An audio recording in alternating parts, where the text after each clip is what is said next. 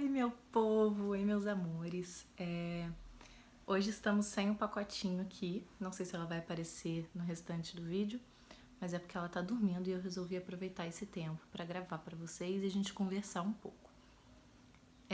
Eu queria falar com vocês hoje sobre empoderamento materno. Eu acho que quem já me acompanha, quem acompanha a gente lá no Insta, já deve ter escutado falando algumas coisas sobre isso. Mas aqui no canal eu nunca falei, lá também eu nunca entrei no assunto bem expressivamente. Mas o que seria o empoderamento materno? Eu acho que a palavra é bem óbvia, né? Você empoderar mães, fazer com que elas se sintam poderosas, se sintam maravilhosas, se sintam gostosas, se sintam lindas. É exatamente isso, é dar poder a elas. Poder em todos os sentidos. Mas eu acho que a questão do empoderamento materno ele vai muito além. Ele tem vários assuntos e hoje eu gostaria de tirar um tempinho para falar sobre um com vocês. Vocês com certeza devem ter lido aí já no título, né? É um pouquinho do tema de hoje. E aí eu queria vou começar contando duas histórias para vocês. A primeira é de quando eu fiquei grávida. Quando eu fiquei grávida, a Ana Lua foi uma surpresa. Eu não planejei ficar grávida naquele momento, mas mesmo assim, em todos os momentos, eu sempre quis muito ela. Eu não descobri, passei por processo de recusa nem nada, ela sempre foi muito querida. Eu sempre quis ter filhos, não era aquele momento, mas eu sempre quis, então isso não me afetou em grandes condições, né? E quando eu fiquei grávida da Ana Lua, eu tava vivendo um momento muito feliz comigo mesma.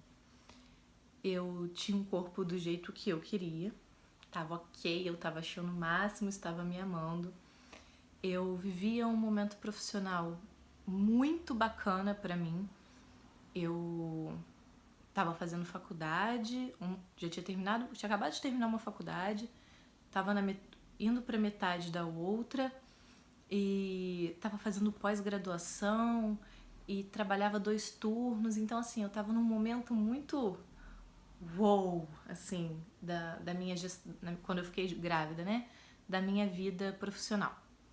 E aí quando eu fiquei grávida, o primeiro choro, o grande choro que eu tive foi: minha nossa, se eu continuar fazendo tudo isso que eu tô fazendo, que tipo de mãe eu vou ser?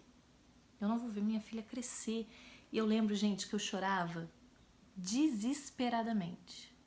Mais até do que eu chorei quando eu descobri que estava grávida. Muito mais. O meu medo era esse, que tipo de mãe eu vou ser? E essa é a primeira história. Pausa nela, que eu vou para a segunda parte. E aí quando eu ganhei a Ana Lua, eu vivi uma semana... Não, mentira, foi mais. Eu vivi quase 3 semanas de desespero. As pessoas falam muito de depressão pós-parto e a primeira coisa que a gente imagina na depressão pós-parto é no sentido de, nossa, a mãe não quer ver o filho, não quer ter o filho. A gente só pensa nisso. Eu entrei no que eles chamam de baby blues, acho que é assim que se pronuncia, não tenho certeza, mas eu entrei nessa fase, foi logo na primeira semana, eu chorava todos os dias, mais de uma vez ao dia, e não era porque eu me olhava no espelho, não era comigo mesma, era comigo sendo mãe. Eu pensava o tempo todo que eu não ia dar conta, que eu não ia conseguir cuidar dela do jeito que eu tinha planejado, que eu não ia conseguir dar as melhores condições para ela do jeito que eu queria e não do jeito que ela precisa ter, mas do jeito que eu queria. Eu só chorava. Eu tinha medo das pessoas chegarem, pegarem a Ana Lua e ela ter alguma coisa. Olha só que loucura, gente, pelo amor de Deus. E ela ter alguma coisa. Eu tinha medos, assim, vários. Pausa, porque a criança tá chorando. Voltei. Eu vou lá. Acho que eu vou ter que falar mais baixo. Mas aí, vamos lá. Acho que eu parei na segunda história. E aí eu me sentia mal e tudo mais. Fiquei mais ou menos 3 semanas assim. E com o passar do tempo fui percebendo que o que realmente me fazia mal era a cobrança que eu tinha de ser a mãe perfeita.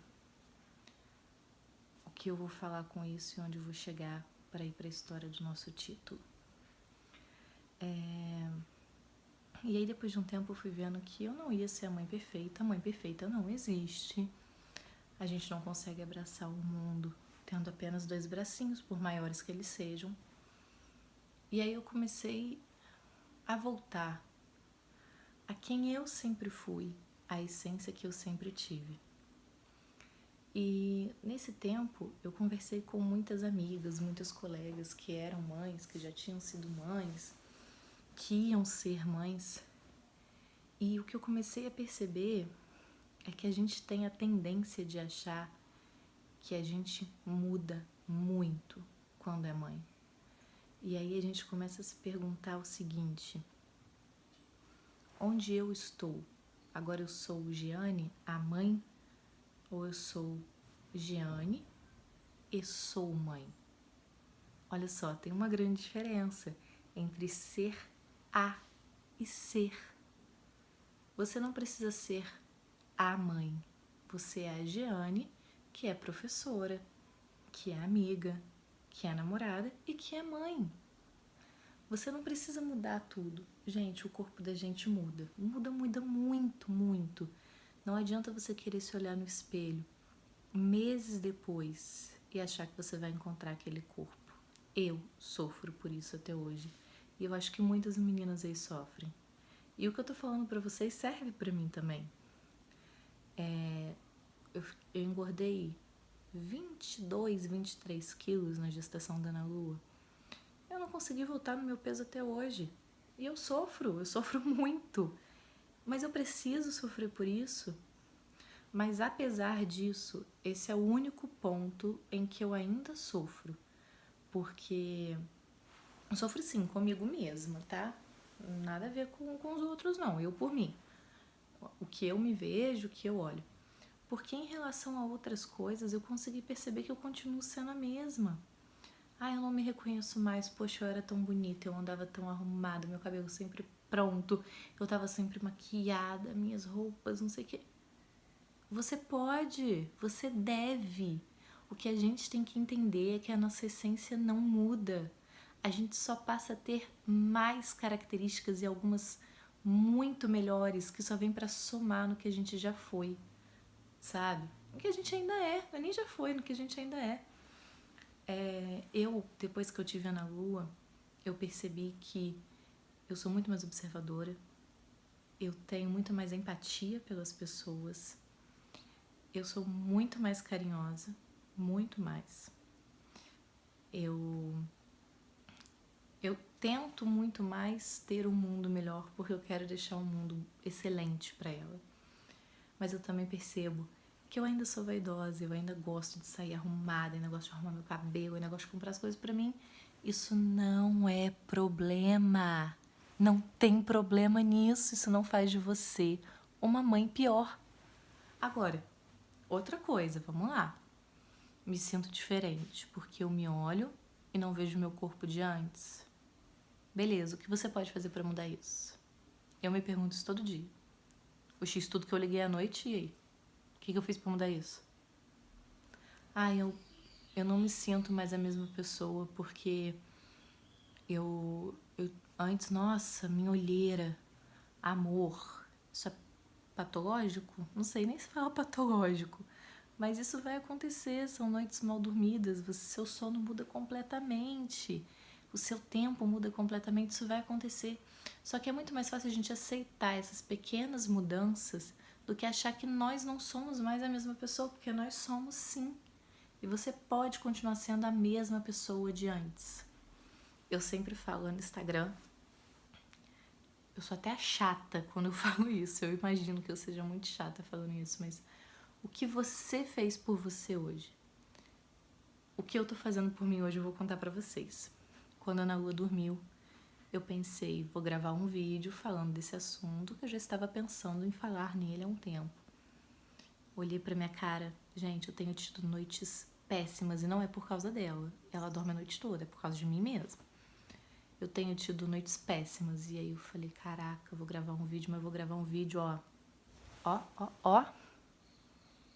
Tem um delineador, tem uma sombra, tem um batom. Foi isso que eu fiz por mim hoje. Sabe quanto tempo eu fiz isso? 10 minutos. Você não pode tirar 10 minutos para fazer uma coisa para você. Se isso vai fazer com que você se sinta mais você. Propaganda da Maria Braga. Se isso vai fazer com que você se sinta mais a pessoa que você era antes, que você admirava tanto, você não pode fazer isso por você. Você pode, você deve. Eu descobri que a melhor mãe do mundo é a mãe que eu posso ser para minha filha. Porque só eu sei o que ela precisa. E a melhor pessoa que eu posso ser no mundo é a pessoa que eu sou agora. Porque eu sei do que eu preciso. Então eu posso pegar as melhores coisas da Giane do passado, com as melhores coisas da Giane do agora, juntar e ser uma só.